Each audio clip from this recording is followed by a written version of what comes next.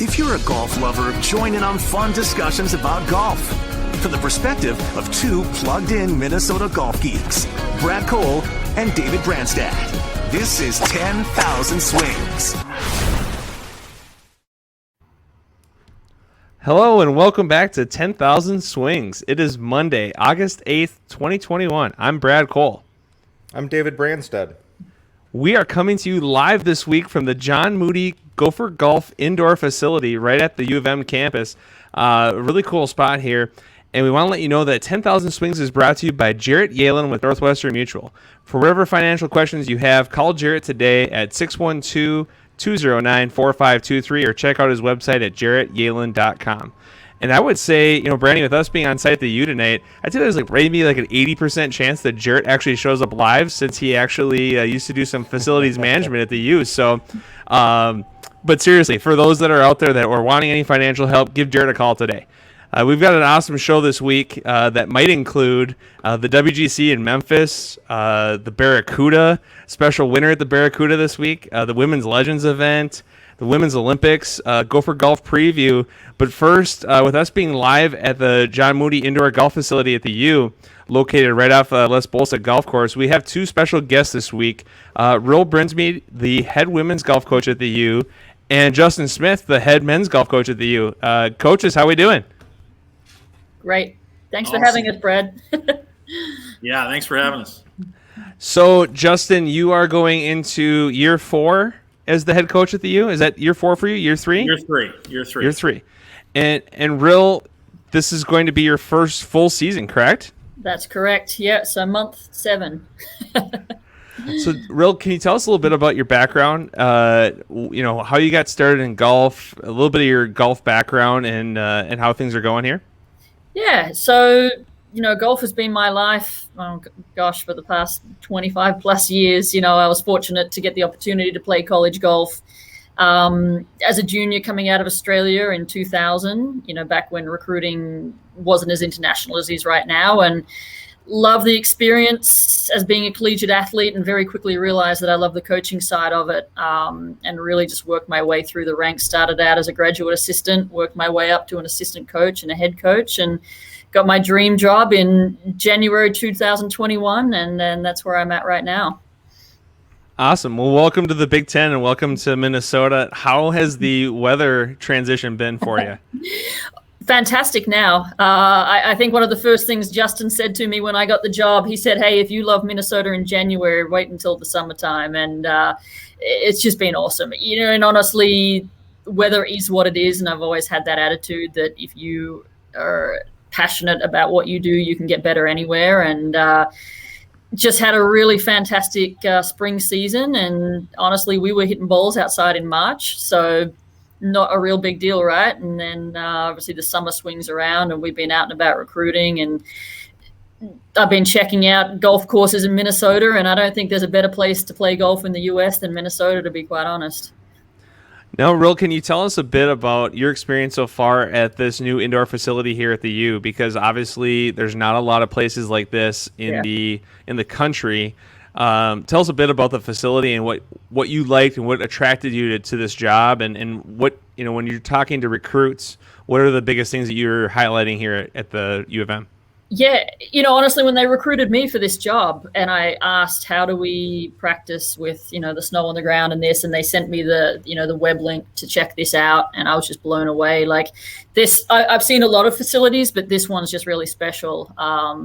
It's a game changer from all I've heard. Some of the seniors on the team, when I took over, told me what they were doing prior to this being opened, and, driving to the dome and heading 30, 40 minutes around town, just trying to find a place to practice. And I tell you what, props to the coaches before us, because, to get the job done with what they had in place is pretty impressive. And it's a game changer now, because we've got a place that we can hit indoors to outdoors, 0 degrees outside, and we're still getting practice in, and then the ability to practice your putting and your chipping, and we've got the 6 heated bays and the locker room, and it's just fun. I mean, you come up here and the energy in this building is just really awesome. We've got 9 on the roster, and you can spread out and get your work done, and we can coach, and it's just it's a huge asset. No, that's great. Now, Justin, can you talk a little about, you've been on the show before. We appreciate you coming back. Can you talk a little bit about your background and direction your team is going, and kind of a little bit of a hint of what Gopher men's golf looks like this year? Yeah, no, I appreciate you guys having me back. I must not have been too bad the first go around, but no, I'll have a second crack at it. But no, yeah, I think the Minnesota program is so special to myself, and special to anyone within our building at Bierman. But like I played here. Gosh, it's going back 22 years now. Is the first time I came here, and I tell people all the time about Minnesota, and what they need to know about it is. I never stepped foot in the state of Minnesota until my official recruit, or my official visit here. And that was November of my senior year in high school. And I remember standing there at the airport, and my dad was like, "What do you think?" And I said, "This is where I want to be." And then fast forward to now I just turned 39 years old, and I've been here over half my life, and luckily leading a program that is incredibly special. We got a lot of work to do. We've got incredibly high standards that we're changing, and we're excited to chase, and making sure we're bringing in the right recruits. But it's really like I've got much of a playing background. I wouldn't say I've got a lot of teaching background. My assistant Matt Raichi is an amazing teacher. He's done a lot of that through the years with junior golf and kind of some of the courses he's been at down in Arizona and then up here in Minnesota. But he does a lot of that with development with our student athletes.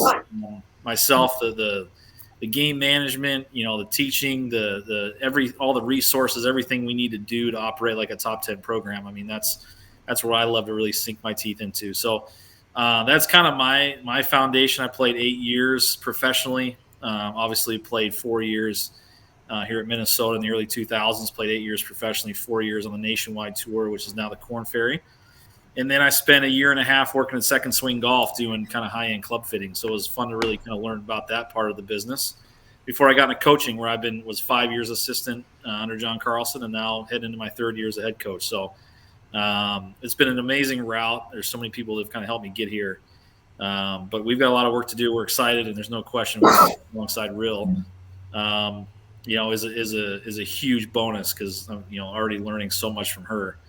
In just the 7 months she's already been here. So Real and Justin, here's a question I kind of have for the both of you. I'd love to hear both of your aspects on this. And I really know we're on limited time with you, and love to get your opinion first. Obviously to play D1 golf, and you're in the Big Ten, you're the University of Minnesota, you have to be able to score. You've got to put up numbers.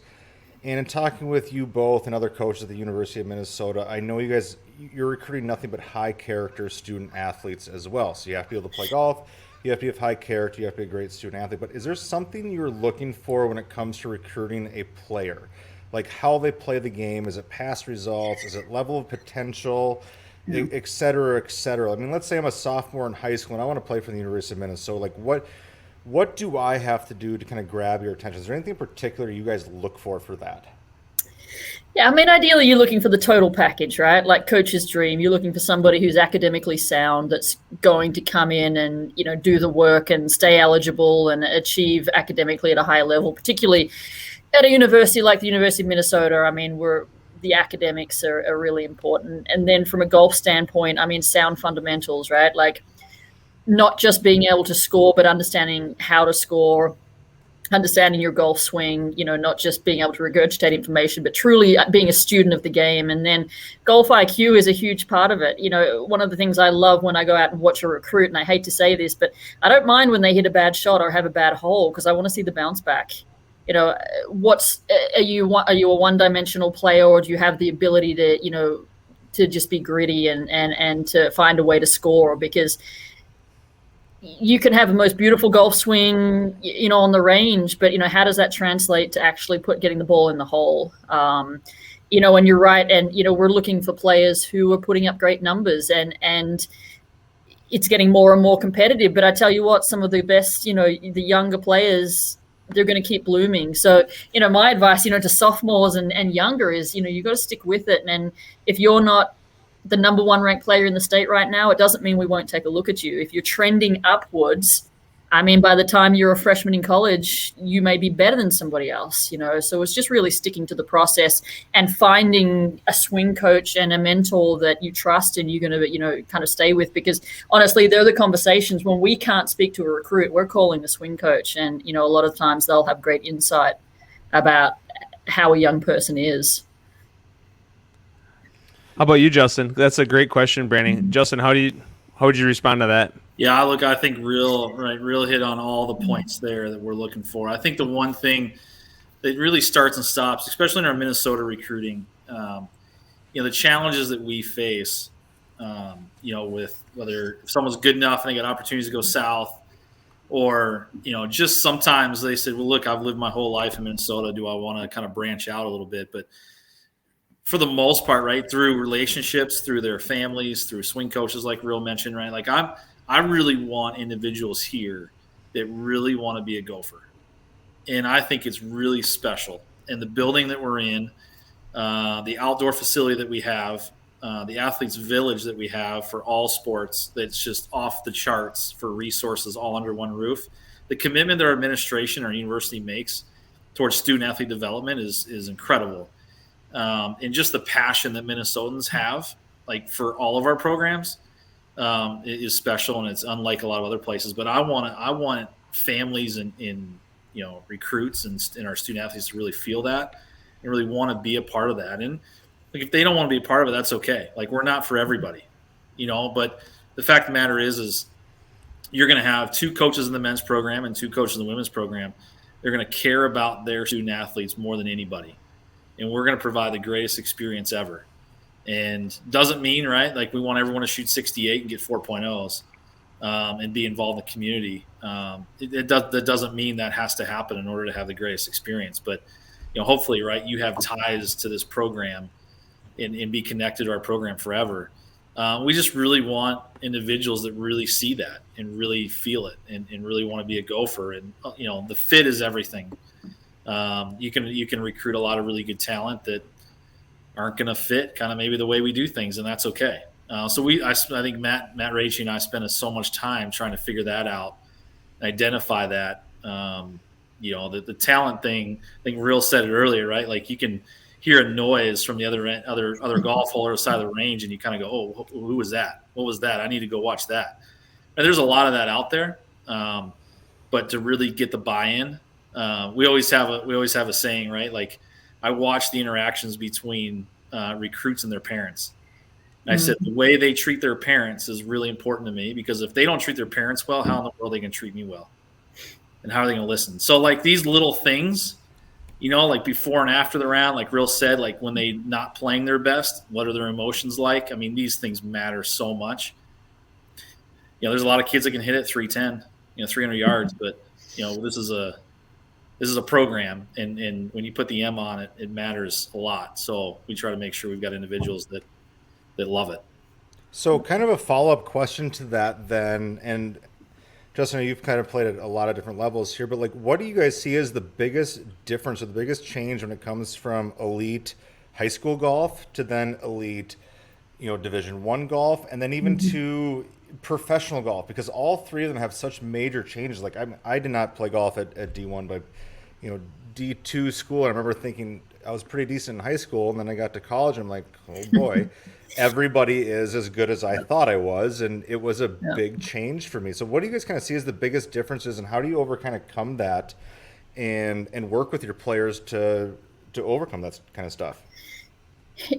I think it's about the preparation, right? Like, the summer golf is a big deal, and it's getting better on the junior side.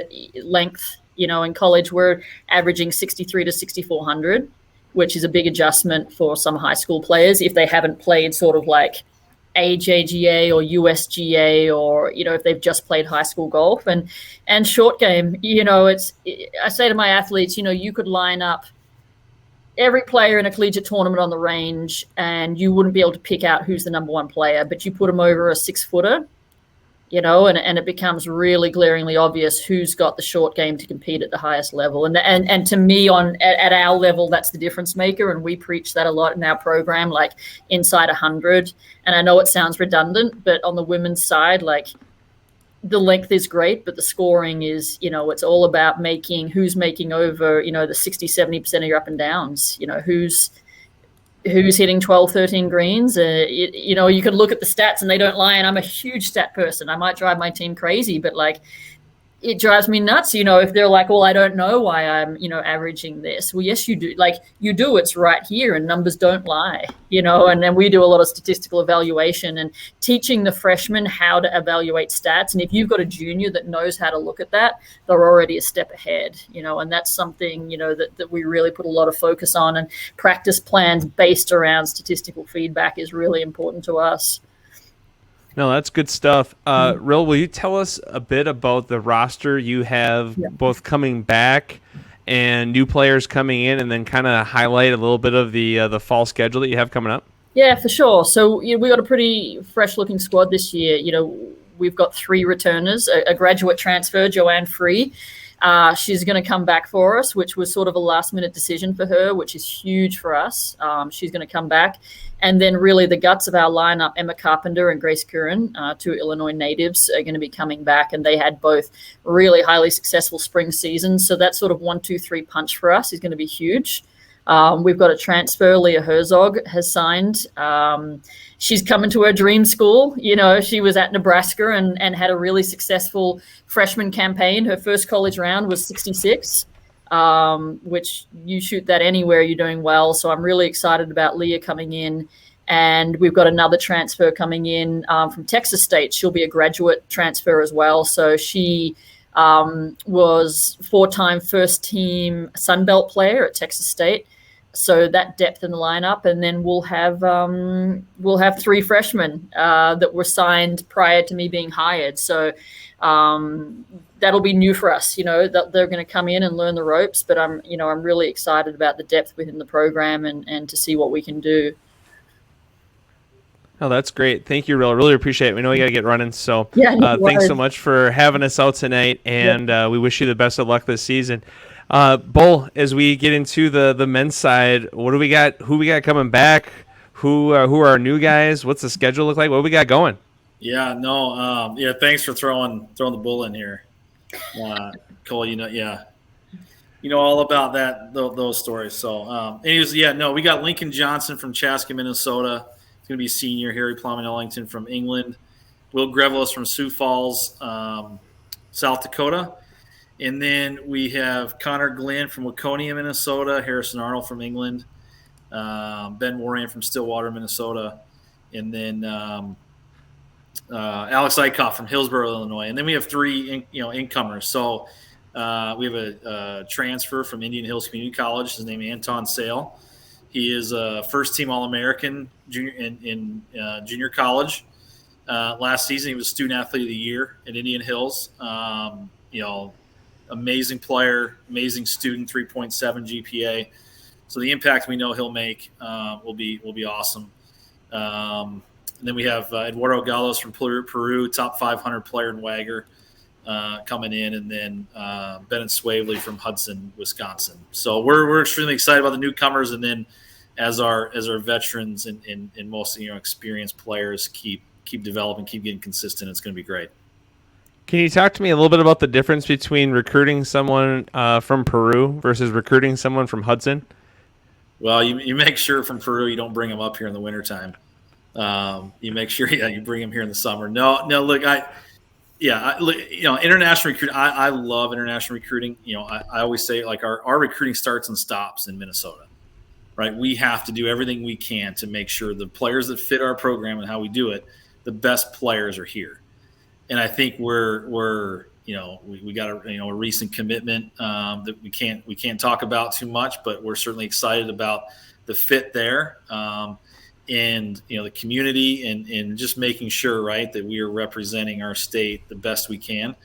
But I love international recruiting as well. Like what I told Mark Coyle when I was trying to let him know, hey, I'm the guy here. I know I can raise the standards and bring championships back to this program. This program's been built on our international recruiting. When you're up in the snow, I always like to say a few months of the year, but those months, right? Like we got to get creative, and you got to get players from abroad. but it goes back to our resources, goes back to our commitment, goes back to all the ways that we can develop players. And that's what these international players want to see. They want to see the facilities. They want to see the investment made to what's going to help them get on the PGA Tour or European Tour or, Latin American Tour or Canadian Tour, wherever, right, their dreams are to play. They see that here at Minnesota. So whether you're from Peru, from England, from Scotland, from Australia, we can do it all. But yeah, definitely throughout the year, we got to get creative, right, with our weather. No, and it's interesting you say that because there's so many parts of Minnesota that have to be creative, right? And Justin and I have some good friends that are running the PXG store over in Southdale, and you think about what PXG's had to do for a business model. They started off with individual fits, and then they had their facility at Rush Creek, and now they have everything's done inside because the technology is getting so much better, and you can get so much more feedback.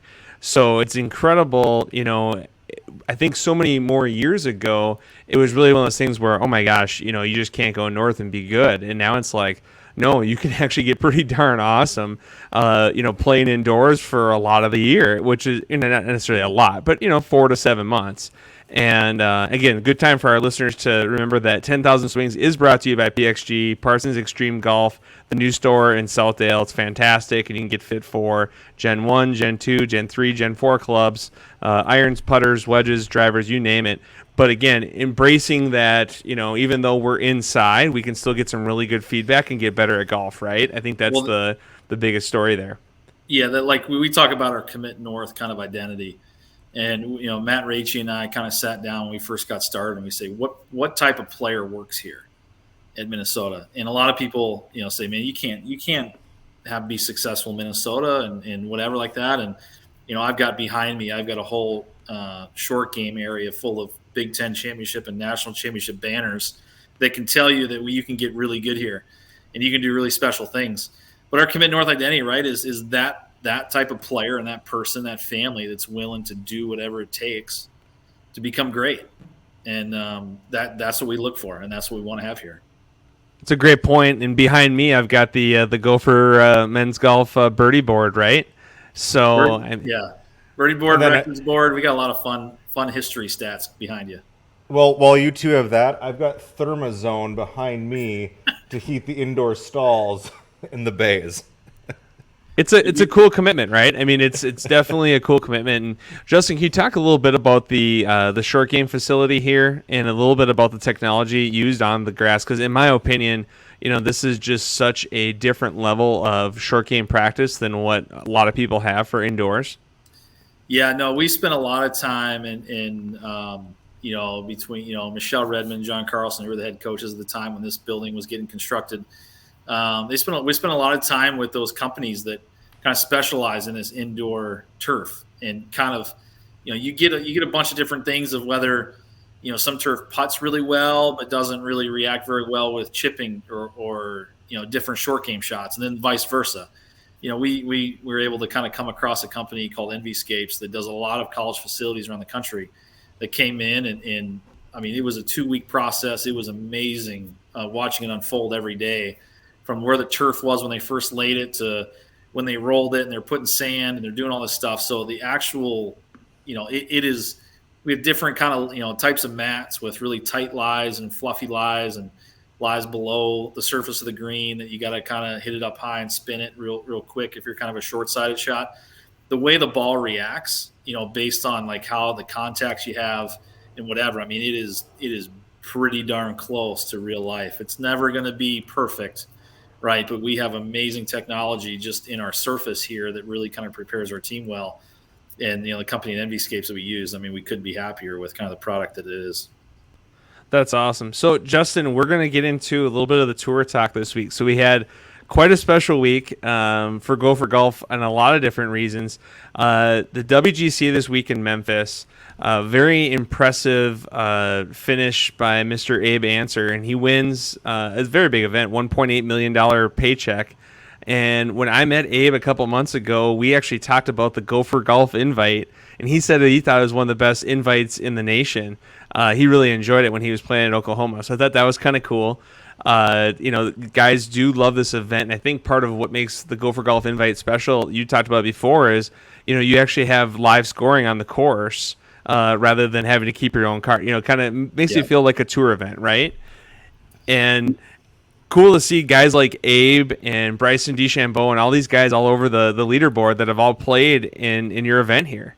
Yeah, no, just to go off that, I mean, that's an awesome story. I don't even think you told me that before, but when I was playing at the Genesis, or I wasn't playing, right? I was caddying for Angus, the Genesis Invitational, when he kind of earned his way in there. And Colin Morikawa said the same thing. Like, he was talking about Windsong Farm, the Gopher Invite. So, it obviously validates, right? We're putting forth a great experience for these individuals, that they're off playing major championships now and winning big tournaments, and they still can kind of remember those days. But yeah, we try to make that feel like a PGA Tour event. Now, we're not going to get the spectators. We're not going to create that experience like a 3M Open, right? But we want to kind of try to do everything inside the ropes, as you might say, right? That kind of emulates that and creates this experience for these players that, hopefully they're going to go off and do post-graduation. So yeah, walking scores.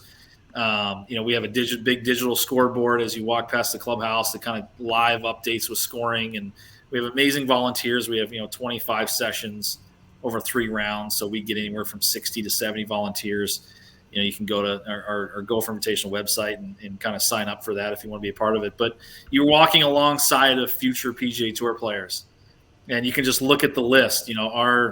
One of our really, really good friends between us all, Jeff Kaiser, creative director of Minnesota. There's no one more passionate about the alumni of the Gopher Invite. And we have a list of them, and it is impressive, where John Rahm's first tournament ever in college was the Gopher Invite at Spring Hill. And so, you have a chance to be right alongside the next major champion someday. So it's a really cool experience, and we're very, very proud of that. So, Justin, I got a question for you. And I'm sure Kaiser's going to listen to this, and if he was on, he would chime in and probably nail this list. But I was looking at answering his win, and I'm like, he's University of Oklahoma, and Oklahoma always seems to have a really good golf team, right? And so I'm looking at this, I'm like, what are the best college golf programs when it comes to transition to the PGA Tour? So I found a list of most money won on the PGA Tour by college. Well, this is going to be skewed with Stanford. Okay, so keep that in mind. Keep that in mind, but this is as of February 16th, 2021. Do you care to take a stab at the top handful here? So any particular order? I'll give you any particular order in the top 5. Stanford's got to be in the top 5. No. Come on, Tiger's won over $100 million or something? $121 million, and he's not in the top 5. Oklahoma State. Oklahoma State's number 2. Arizona State. Number 1. Oh, Brad, chime in if you want here too. Georgia 3. Wake Forest. Number 9. Texas 4. If you can come up with number 5, I will be beyond impressed with you two. I'm going to think. Hold on a second. It's not going to be a Division I powerhouse. And unfortunately, I don't think it's a U of M, so I'm out of guesses. Brandy, who we got? Who's number 5? University of Nevada, Las Vegas. Okay. UNLV. Yeah, there you go. Adam Scott has $55.7 million of their $175 million won on tour. Ryan Moore, some other guys, right, that contributed. Yep. Was Ryan Moore there? Or was he U of A? No, he was there. Was he there? Yeah. So I mean, they've had some players, but that was one that stood out. Stanford's kind of stood out. So to give an example of Stanford, as of February 16th, Stanford has $147 million in earnings, and Tiger Woods has $121 million of that. Well, there's that. But hey, no one other than Oklahoma, right? Like, no one's the hottest in professional golf other than the U of M right now. Correct. So what have you done for me lately? Exactly. No, I love it. Going back to the WGC in Memphis this week. So, I mean, Harris English looked like he had this thing won. It was over.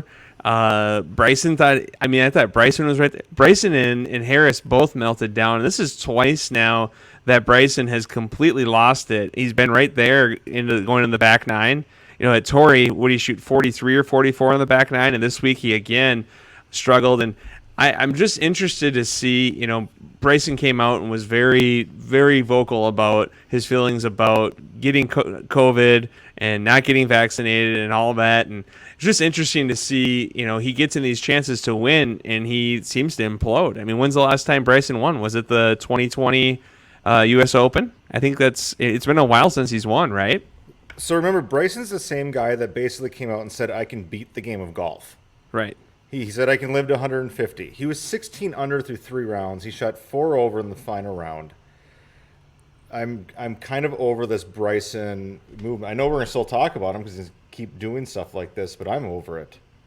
He's pretty polarizing. And I know a lot of other podcasts will talk a lot more about the WGC in Memphis, but I care more about the Barracuda this week because we had the U of M's own Erik Van Rooyen, to all of us known as Freddie, goes out and wins. And this win was so big because at the end of 2020, he finished the year, I believe, 51st in the world. And he has slipped now to 120th or somewhere in there. And after this win this week, I think he jumped up to like 79th. So that's big from that standpoint. FedEx Cup points, huge deal.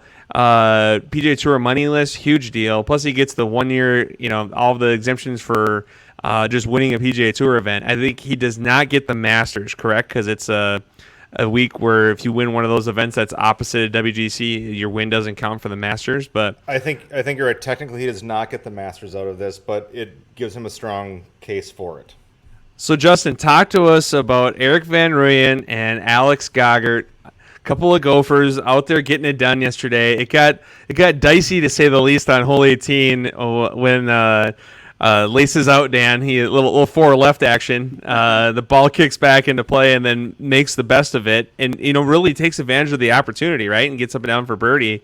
Tell us a little bit about your thoughts and what this means to Gopher golf, etc. Yeah, no, that's obviously right. I think I started picking up watching it on TV. Maybe like early in his back nine, and I remember watching it on my phone, and he had 1 point through 7 holes, and he's like back in the 7th or 8th spot, and I'm like, oh, geez. Like, I had people texting me, like, I think he's going to get it. I even think you text me, Brad, is this going to be the day, right? He's going to get it done. Is he going to get it done? And so, like, I think, right, I think both Alex and Freddie would say, right, they may not have had the best of years to that point, but it's amazing how right, you just time it 1 week. That's pro golf in a nutshell. And you time it right, and you get the breaks, and you execute the right way.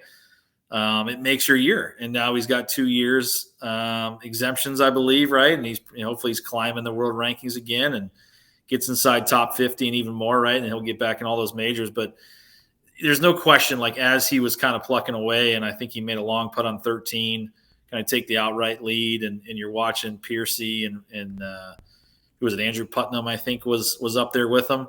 Just not really doing a whole lot. So I'm like, I think this is Freddie's to win. And then obviously what happened on 18, I text those guys last night, just congrats. And then, Feely got back to me, and I put in there I said, dude, that 7-iron on 18 had to be flushed because of the way he walked after it. And he goes, oh yeah, it was.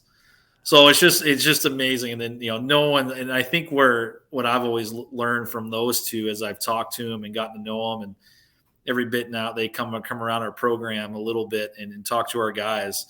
There's such a sense of confidence that they have when they kind of hit that stride.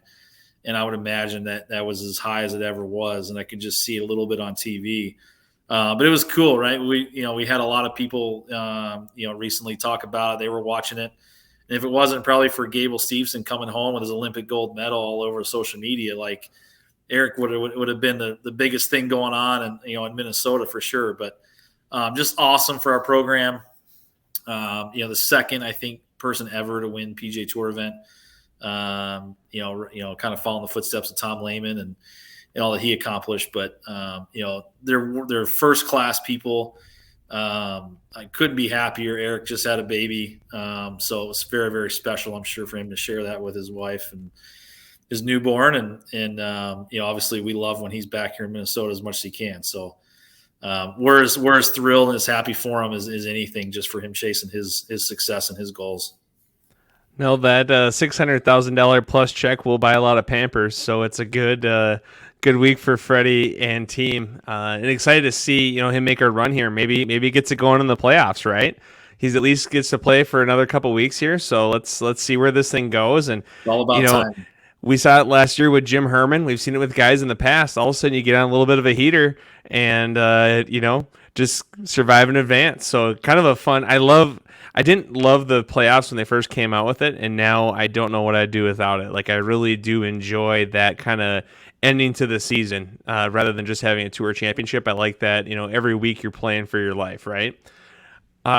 Justin, are there any women that are playing mini tours right now that played at the U, or are there, David and I talked to that, Michelle Redmond, obviously, affiliated with coach for 10 years here and probably had the most success of anyone in the program, connected to the program and playing women's professional golf. Have we had any other women's golfers come through in recent years that are playing professionally, or, because we also have on the men's side, we have not only Van Rooyen, we have Angus Flanagan, Justin Doden, Jose Mendez, right? Those guys are all chasing a bit. We've got a few other guys at other levels too, right?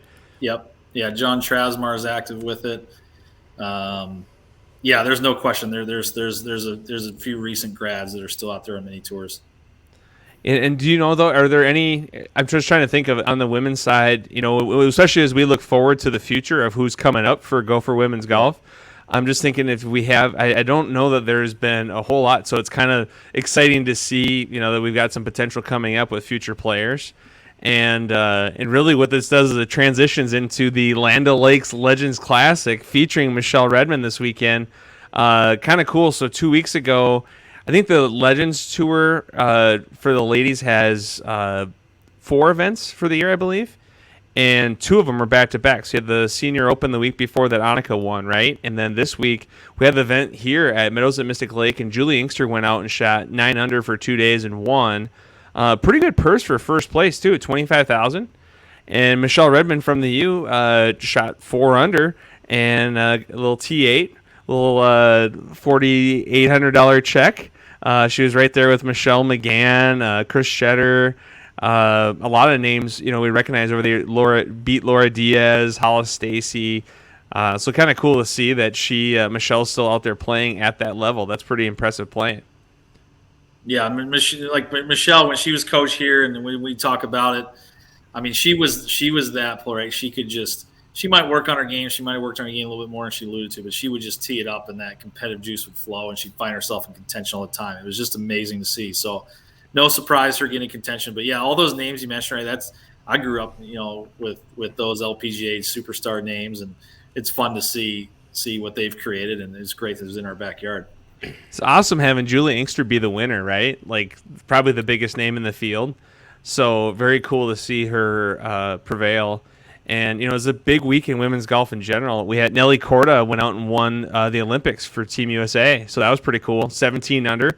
I don't know, the between the two of them, the Korda girls are quite impressive. Jessica shot 9 under. So pretty impressive performance there. And, as a whole, USA had a very, very impressive Olympics, when you look at all the different sports. And if we had Jeff Kaiser here, he could let us know, which county specifically in Minnesota provided the most medals. But, we don't. We have Scott County. Thank you, Brandy. But it's kind of cool to see, America win the gold, and very, very fun. So that's what we have for women's golf this week. And then we got, really just want to kind of talk a little bit about what's going on at the FedEx Cup. So, Justin, we're about to start. We're 1 week away from the first round of the playoffs. We got the Wyndham this week. As you're looking at the rest of the season, who would be your 2 or 3 people that you think have the best chance to take home the FedEx Cup this year? I mean, Morikawa's been really tough, right? Like he's been really, really strong. But it's, do you think Spieth's going to get it going again here? Do you think?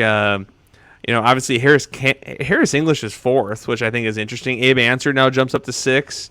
Bryson's at 7. Louis at 8. Who are kind of the players that you're thinking are going to prevail this year? So here's my. I've been kind of watching this, a little closely, but what's Justin Thomas? Is he top 3? No. Justin Thomas is 9. He's 9. So Justin Thomas, right? He's kind of fallen a little bit, right? Everyone's talking about his putting woes or whatever. Not really on form. Like I think Justin Thomas is going to get it figured out here and make a big run. He's not any dark horse, right, for that matter. But I think a little bit he's kind of fallen behind the Morikawa's a little bit, even Spieth, right? Like of not being in contention as often. The talent never leaves, and he's certainly got a knack to get up there in big events. I think he's going to make it. But I think what I would look for. It's a Ryder Cup year, and this is something where I'm not as well versed, with kind of where players are following FedEx Cup, right? I'm trying to figure out my 22, 23 recruiting class and how we're going to make that, attack that a little bit and where players rank there. But I like who's on the bubble, right, of the Ryder Cup points? Like I think does Stricker get 6 picks this year? Or something like it's something like they keep changing the picture, whatever. Like, I want to know who's kind of in that, 5, 6, 7 range, and then who's in like 10 through 15, and I want to see them because there's a lot to play for coming up here soon. No, that's a really good point. And it looks like it is 6-6 now. So if you look at the current qualifiers, would be Colin Morikawa, Dustin Johnson, Bryson DeChambeau, Brooks Koepka, Justin Thomas, Xander Schauffele. And then right outside there in 7th would be Jordan Spieth, Harris English, Patrick Reed, Captain America, Daniel Berger, Patrick Cantlay, Tony Finau. And then, in that 13 to 18, you've got guys like Webb Simpson, Scotty Scheffler, Kokrak, Horschel, Sam Burns played very well this last week. Phil Mickelson, Max Homa, Will Zalatoris. How about Will Zalatoris? Are you kidding me? Like, what a story this guy is. Like, he's out playing Korn Ferry a year and a half ago, and now he's had a chance to be on the Ryder Cup team. So it'll be. You make a great point though, Justin. Is who's going to make that final push for Ryder Cup, right? Who's kind of getting hot, and is going to make a run on the. Are there any other guys? I like the Justin Thomas pick. Are there any other guys that you're kind of thinking like, man? I mean, it's obviously Morikawa's the chalk, right? But chalk. I don't like chalk. I want to. No. I think Scotty Scheffler. I think a lot of him. That guy seems to play really well in big moments, big tournaments. Spieth. I mean, is this the year of Spieth, right? Like he's kind of like supplanting himself here. This is I'm back, right? Players don't ever really go away, but whatever the media or whatever we all try to talk about, who's on form, who isn't, and what do they got to do to win again? But I don't know. There's just a lot of those guys that you listed, right? Like 6 through 10, 6 through 12, 15, right? That, man, there's a lot going on here this next month, 2 months. This is going to be an amazing end to the golf season. And let's not forget the Europeans, Brandy. In my opinion, you guys all just left the FedEx Cup champion off of the list. This is hands down. Who's the most pissed off golfer out there right now at the Jon Rahm? Jon Rahm. And I'm rooting for Colin Morikawa more than anybody. I love that kid. I love the way he plays golf and clothes himself. If Jon Rahm does not come down with the Delta variants of COVID at some point during the FedEx Cup playoffs, he is going to win it. Now, chances are more than likely he's going to come down with it right about Tuesday before the Tour Championship, and he's going to be out. But the guy is playing. He's the best player in golf right now, and he's playing with an edge. No one else has the edge that he's playing with, and I just don't see anyone else beating him. And Brad, I know you alluded to this earlier, but I actually kind of like this FedEx Cup playoffs now. I think it's as cool as some of the majors to me now, and I was very apprehensive when this came out. Like, is this going to be neat? Is it going to be not? Now it's just more kind of co-aligns with Gopher football schedule. So once the FedEx Cup playoffs are done, I can transition to college football, and it's a hell of a lot easier. Well, as long as you've been accommodated with your personal schedule, Brandy, that's really what the tour was thinking about. So I figured that's what they were worried about. They were worried about September 2nd against Ohio State more than anything. So let's just play that night and let's get on with Labor Day weekend. Brandy, how many lessons do you have that day on September 2nd? Did you clear your schedule? No, in fact, you know what I thought? The three of us, should we do 10,000 swings from lot 37 that day? Oh man, That was being creative.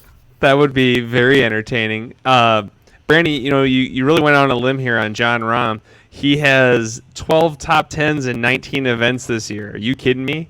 I mean, he's played less events than anyone else, and he's got more top 10s than anyone else. And so you are making a great pick there. The European team rankings, John Rahm 1, Fleetwood 2, Hatton 3, Rory 4, Fitzpatrick 5, Casey 6, Bern Wiesberger 7, Victor Perez 8, Bobby McIntyre 9, Guido 10, Detry 11, and Victor Hovland 12. So it'd be kind of fun to see Victor Hovland make it. I would enjoy seeing him play in the Ryder Cup. He's been quite a fun young player to watch. Another former Gopher Golf Invite participant, correct? Yeah, I got a question. Not to go off tangent here for you, but where does hatless Rory McIlroy rank in golf history? I think it's top 5. I mean, when this guy plays without a hat, I know Brad, right? He's not putting the Nike swoosh on. When this guy plays without a hat, is he top 5 of all time, comfortably? Yeah, it'd be interesting to see if he ever reworked his contract where he just said, I'm going hatless. I'm going hatless every week. It's very interesting. That's a great point. He's been extremely successful, right? Oh man, it was so. The other thing, right? Like he was in the playoff for the bronze at the Olympics. Yep. I think Rory had an amazing quote of, "I've never tried so hard to finish third in a tournament." I really hope the Olympics really takes off for that reason. Like he had a 5-for-1 playoff for the bronze medal. I mean, how cool is that? And you've got hatless Rory McIlroy, so that's intimidating for anybody else, but for the most part. No Laying Up was all over writing him about the backdoor bronze. They were all over him because Rory's history in majors the last few years has been goes away for 1 or 2 days and then shows up on Sunday to get that T9 or the T8, right? So they were all over him that he's was doing the same thing for the bronze medal. Justin, last week Jeff Kaiser was on the show and we talked about your pet peeves and golf course pet peeves. And he went into the weeds. He had a list. He showed up angry. He had a list that he wanted to get through, and he had a lot of stuff on his mind. Justin, can you talk to us a bit about what your personal golf course pet peeves are? Wow. Jeff Kaiser showing up passionate and opinionated on golf. I mean, who would have thought? Never happened before. Oh my goodness. Pet peeves. I mean, look, at this point in my golf, I've never enjoyed golf more playing than I do now. I played. I was fortunate enough to qualify for the state open earlier this summer, and for what some people might talk about, I probably didn't get the good end of the draw. I had to play in the rain all afternoon on the Sunday or whatever that was. I can't remember what day it is. During the week, but I had to play in the rain. And so anymore, right, I don't have to play in the rain. Especially if I'm going to go play golf with some donors or alumni, enjoy the day. If it rains, we just, maybe push it to tomorrow. And maybe that's not the best message for my players or to kind of, toughen them up and get them ready to play in all elements. But I'm not playing in rain anymore. You've earned it. You've earned this. But at the state open, I had to. And I'm like, gosh, this is why I don't play competitively anymore. So maybe that's soft and maybe that's, whatever. But I enjoy my days like we had today where it's 88 degrees and nice. I don't have to warm up too much. I'm not the most flexible person in the world. And I just want to go out there and enjoy the people. And so it's probably weather, right? I get really weird with what playing conditions I play in. So if it's raining, that's my pet peeve. Give me cold weather, rainy weather. I'm no way.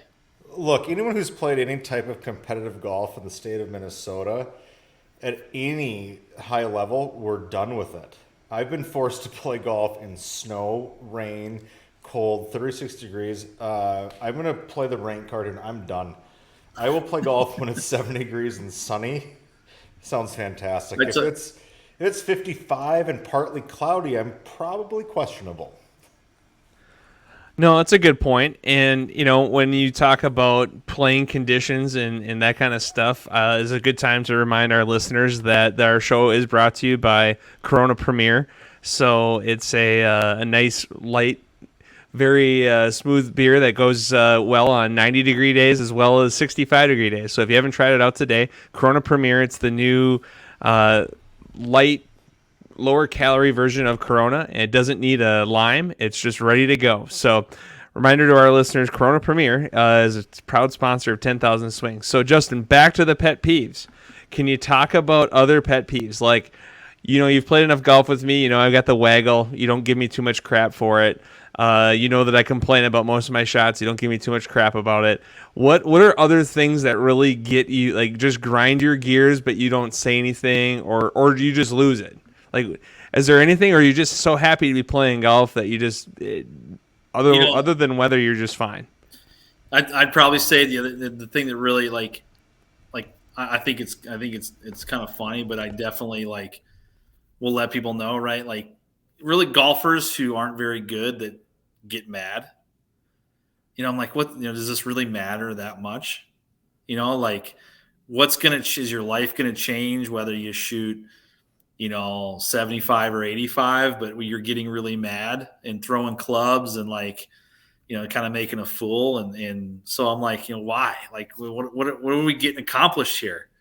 Right. So that's always something that really stands out to me. Slow play, forget about it. Like, we need to be done under 4 hours. Let's move on.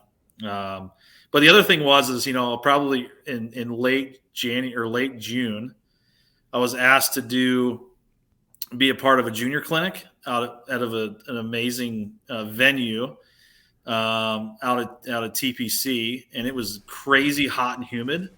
So that's kind of was a pet peeve of mine, doing a junior clinic out of TPC when it was like 95 degrees and 100% humidity. I don't know. Brandy might know a little bit about that too. Justin, isn't that when you send Rachie out to just do it for you? Yeah. At least he does all the demonstrations for me. Yeah. Feeling a little under the weather, Matt. You better tackle this one.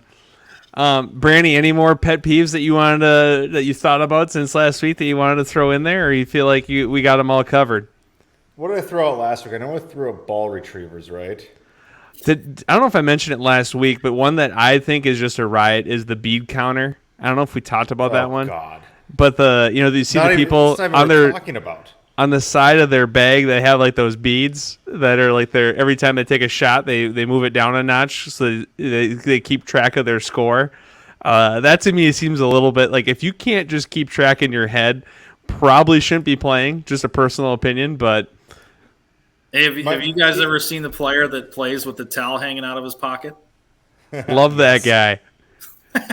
Like, what is he doing with it? And that's the thing. The guy that plays with a towel, it's not like he's wiping down his club every time. He's got it in there for whatever habit, right? Like, it's like, what is the purpose? I don't know, but Gary, if you're listening, we appreciate you, but thank you for putting the towel in your pocket. Oh, Gary. Well, Justin, one of the things that we've done before with you is we've talked about supporting local businesses and any kind of local businesses that you supported recently. So I'm going to start off. My wife had some friends in town this week, and we did like a full pub crawl on Saturday. It was pretty awesome. So we went to Axe Bridge Winery in the North Loop, just opened this spring. So first kind of winery in Minneapolis that I know of. It was a very cool experience. Then we went from there over to Modest Brewery, which Modest is a pretty cool spot. And we went to Dangerous Man Brewery, and then to the Speakeasy at Young Joni. And one of the cool things at Young Joni Speakeasy is one of the few places that has Miller High Life available. So kind of a cool little spot there. And then we went up to Margie's in Andor for a nice dinner, and kind of fun to get out and support all those local businesses in one day. So that was kind of some of the places that I was at. Brandy, anything local you supported this week? Yeah, I'm going to go a little more unique this week than my average restaurant. Frosted by Frenchie. And Brad, you were actually the recipient on the other end of this. But Frosted by Frenchie's custom cookies baked right over their home in Brooklyn Park. Not only do cookies taste great, they're amazing looking. The designs are also custom. It's whatever you want to put on them. In fact, one of them I saw on their social, which I'll get to in a minute, had an entire White Claw collection of cookies. It's really cool. Liz is super easy to work with, prompt, and super good at what she does. So check out Frosted by Frenchie on Facebook and Instagram at Frosted by Frenchie, or frostedbyfrenchie@gmail.com.